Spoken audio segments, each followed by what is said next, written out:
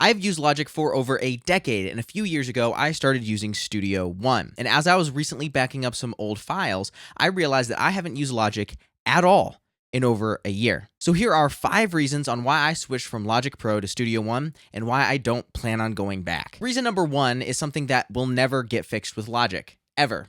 It's cross-platform. Studio One is cross-platform. The fact that I can open Studio One on a Mac and on a Windows has made my life so much easier. A few years ago, I built a PC, which is actually one of the main reasons why I got Studio One in the first place. I built this PC for gaming and quickly realized that this is actually a really powerful computer and I should probably use it in the studio. Now, when I actually go and do remote production and I have to take my laptop places, that is a MacBook Pro, and I still use Studio One on it so that way when I come back to my main studio here, I can still open all those sessions inside of my Windows computer. Cross-platform is one of the best things, in my opinion, that almost all DAWs should have, especially in someone in my position where if you get caught up in different studios or even different home studios, you should be able to know most DAWs, and you should be able to open your DAW in any computer. Another thing I like about Studio One is the fact that you can have this on 5 different computers at once. So I can have it on my MacBook Pro, I can have it on this computer here, I can have it in another studio. It's really nice to be able to have this version of Studio One on multiple devices. So there is no limit for Logic. You can have Logic Pro on as many devices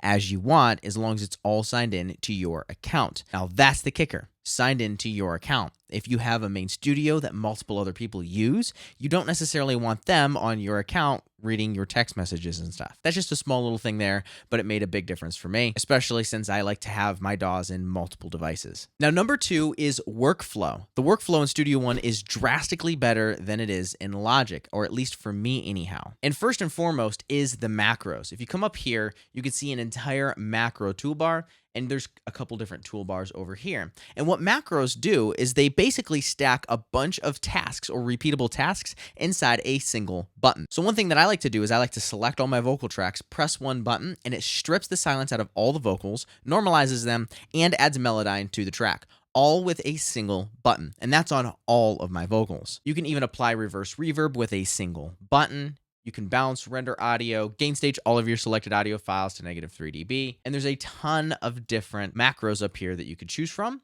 And you can also create your own. This is something that most people don't utilize nearly enough, even people that have been using Studio One for quite a few years. This is something that only Studio One does. I have not seen another DAW do this, and it is such a powerful tool. If you are a Studio One user and you're not using macros, start using macros. They are so powerful. They take a few minutes to set up, but once you start using them, you'll never go back. You can even sync them to keyboard shortcuts.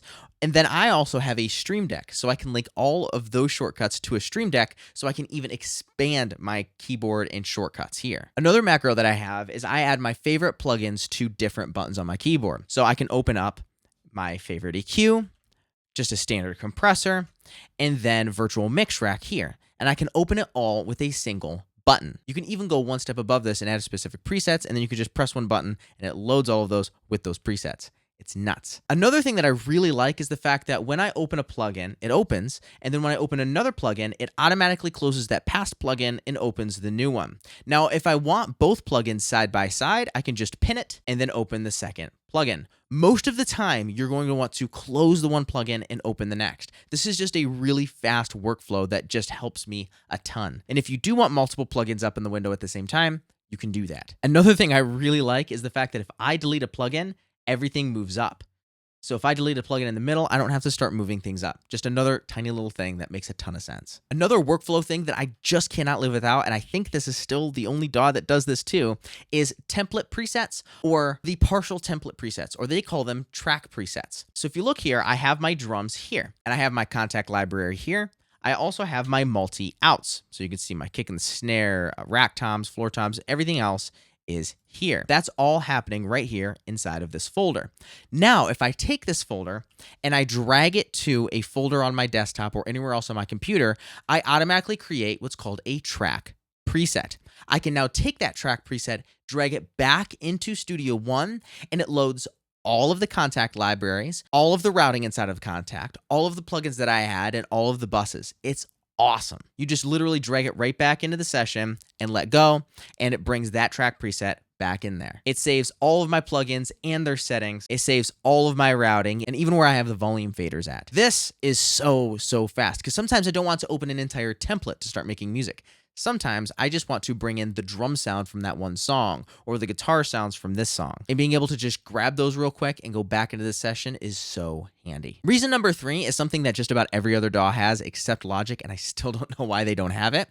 And that is plugin folders and the ability to search for plugins. If I come up here and press the plus icon on the channel, I have my plugin folders here, plus the ability to search for plugins. I can literally just look up any sort of plugin that I want, and I can find it there and select it. It sounds simple, but it's really handy. It really makes my workflow so much faster. And because everything is drag and drop in Studio One, you can also do this from the browser. So if I look up for Virtual Mix Rack, I can even see a thumbnail of the plugin there, and I can just drag it right onto the session, and it opens it up for me here. That's handy, but I still think the keyboard shortcut is even faster. Now, reason number 4 is the Arranger track. If you go up here to this little hamburger icon here, there's tons of other stuff that you can have in here. Even the chord track, which is another feature that I like in Studio One, but I'm not gonna get into it in this video here. The Arranger track allows you to arrange certain parts of your songs. Now, this is nothing new. Logic had something similar, but the cool part about this is the fact that you can actually take this, drag it over, and completely remove it. Or if you just hold down Option or Alt on Windows, you can actually copy that section over. Or if you hold down Option, you can copy and insert in between different sections. So let's say I want to add another chorus in between these two choruses. I just hover over that, hold down Option, and then it inserts it there for me. It makes my life so much easier. You can move things around, copy things over, and put things in the middle. It makes life so much easier, and the workflow is just that much faster. Hey, did you know one of the best ways to learn music production is by getting in the room with other producers and learning along with them with a teacher? It's actually one of the best things that helped me when I first started, which is why I'm hosting the Producer Challenge. And the best part is it's completely online. Over the course of 5 days, I'll be writing, recording, producing, mixing, mastering, and even making cover art and dropping the song at the end of the 5 days. I show you how to do it so you can follow along step by step so you can do it yourself. And you can have your own professional sounding song done in just 5 days. Quick disclaimer, there are only 100 seats available, so click the link down in the description below or go to theproducerchallenge.com to save your seat today. Hope to see you there. Now, reason number 5 is the splitter channel. This thing is awesome. I can turn any plugin into a multi-band plugin or any plugin into a mid-side plugin using the splitter channel.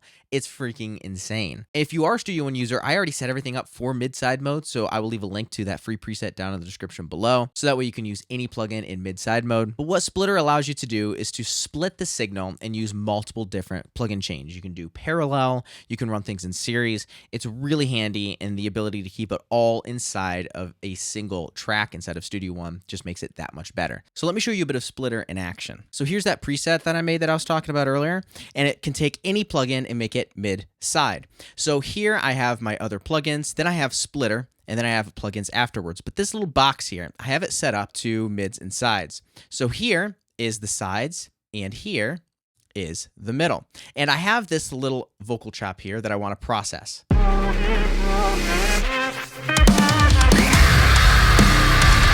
So I actually have some distortion that I want to add to the sides of this vocal, but I want to leave the middle alone. And so here, as I switch from sides to middle, you'll be able to see this here and be able to hear the difference. Make sure you're wearing headphones.